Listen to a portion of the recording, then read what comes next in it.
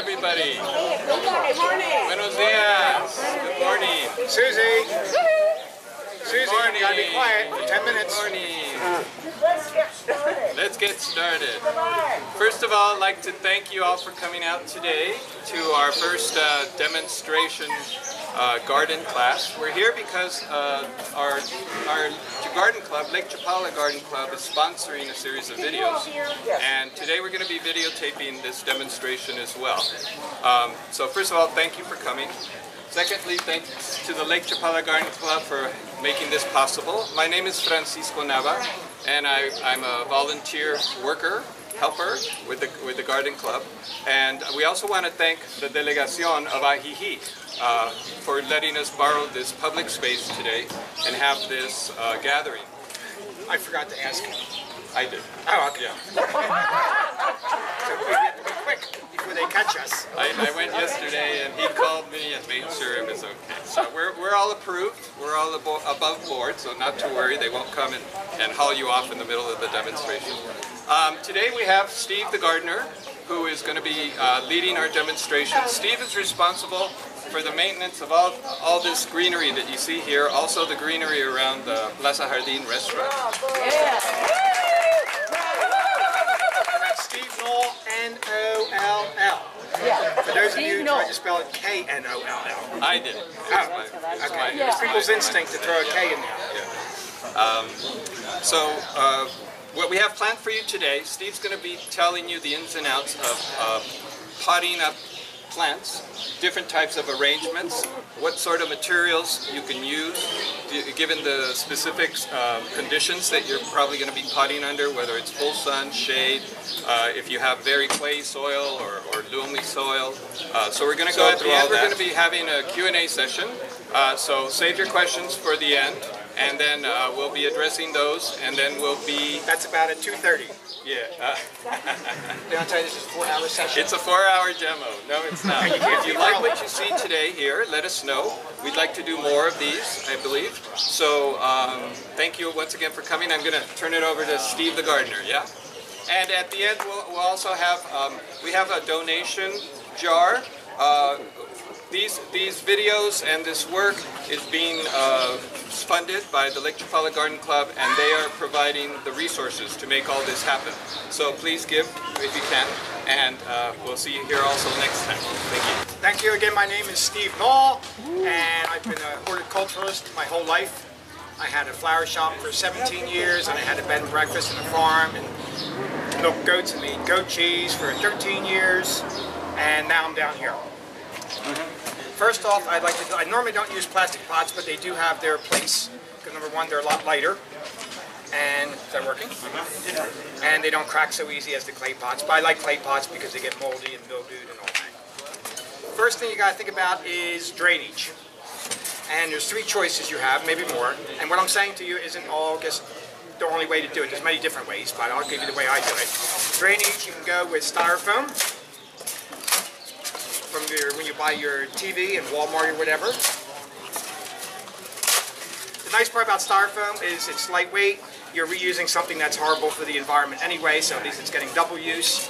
And it's great for if you have a deep pot. Remember that most plants, very seldom, maybe some of the bigger stuff, will grow roots all the way to the bottom. But if you have a pot that's 2 foot or more, it's only growing roots in the first 12 or 15 inches. So there's no sense having that yucky compost all the way to the bottom, because all you're doing is inviting disease and insects. And then the bottom will be soaking wet, and the top will be bone dry, and you'll tend to overwater. Is that about half full? No, because it's relatively shallow, so I'm just putting in 6 inches.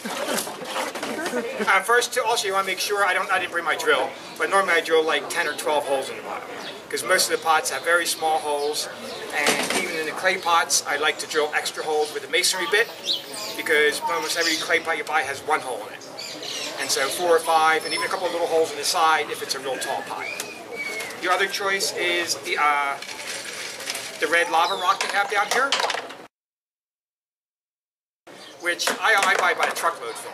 But I don't see why you probably can't go to any of these rock places that have the sand and stuff with your bucket or 2 and buy a bucket or 2 for 20 or 30 pesos. So again, a couple inches.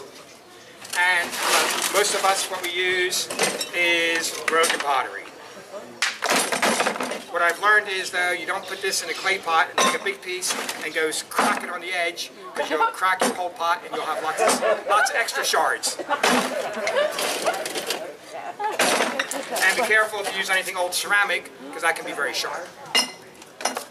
So that's your choice. You have styrofoam, which is best if it's a deep pot to take up space, and shards, and lava rock. So often I'll take the perlite and I'll put a couple of inches of that in the bottom.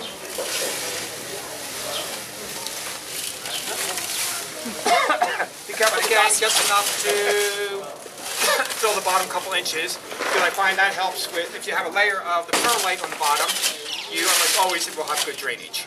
If you take the soil all the way to the bottom, I've had pots that are, you take it out and the holes are all clogged up. So your next step is, what mix do I want to use? So this is my favorite. It's the only thing I buy that is very expensive. You can get this in Laura's or a couple of the garden centers. It's good old-fashioned peat moss. And you'll see pros and cons online to peat moss. It's deteriorating the environment, it's doing this. We've used 2% of the world's peat moss since we've been using peat moss. So other than cactus and succulents, which is a whole nother day, this mix I find is very good for any of the annuals or the tropicals. So my favorite combination that seems to work very, very well for everything is about a third peat moss. And you want to break up the lumps because the lumps are all very compressed.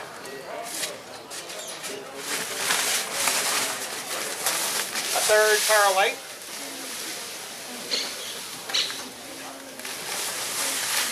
And again, if you pre-moisten it, it's better. But if you pre-moisten the perlite or the peat moss, you want to use it that day. You don't want it sitting around. Especially, number one, it gets very heavy and it'll attract insects and stuff. So you want to mix that up nice. I'm not big on gloves. Then, what you want to add, the final third, and these numbers are just approximate. The final third is what they call prior to using it, not ahead of time, because ahead of time, the insecticide I'm going to use and the fertilizer, they don't deteriorate, they get washed out. So I use a lot of the soil that you buy, I've found slugs and stuff in it. So use what diatomaceous earth or whatever. I use a little bit of poison, and it's diazinon. Laura has that. And I sprinkle a couple tablespoons on it. So maybe a small handful. It doesn't matter which one. Anything that has kind of even numbers. 16, 16, 16, 15, 15, 15, 20, 20, 20. It's all just a percentage of what's in the bag. So now we got this beautiful mix. And like I said, normally I would pre-water it, and it takes a lot of water, and mix it again before I put it in the pots. But today we're not going to do that. Plants and soil and root system. It's very, very, very important. When you buy poinsettias or some of the flowering plants, especially the geraniums, if it wobbles in the pot at all, don't buy it. It means it doesn't have a great root system. So this is good. It's not wobbling, the stem. Ideally, and I unpot stuff in the garden, so I'll take it out and look, because I've been burnt so many times. Because sometimes you buy stuff and there's no roots, especially the sedums and stuff. This is okay. What you want to see is roots all the way to the edge, all the way around, and so you have a lot of gaps here. But that's a poinsettia thing. If you have rows and rows and rows of roots down the bottom, that's okay. You either want to loosen them or cut them off. Certain things, and most of the blooming plants, Mona Lisa, poinsettia, anything that we could think of as an annual, you don't want to touch the roots if it's in bloom, because they'll deteriorate. The tropical plants, you want to tear the roots apart because it's good, it'll send roots out in all new directions. So this is just going to be a Christmas planter. You want to plant things, well, okay, you have to remember too, if you pre-moisten it, you'll be better off because you'll get the soil at its final height. If you start out with real dry, so I'm going to plant these, and you want to plant them here, and I'll plant it up almost to the rim, and in 3 weeks you'll see it's 2 inches down. It compacts.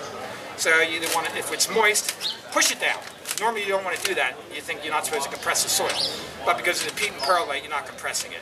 So you want to either push it down somewhat. Put these in so that eventually whatever your final layer of soil is will be kind of level with the top of the plant. If you put too much in it, you're most likely the plants will die. And for demonstration and for holidays and stuff, I tend to overstuff plants. And again, don't go and yank it out by its throat. Just take it, and if it's stuck, tap it on the edge of something carefully.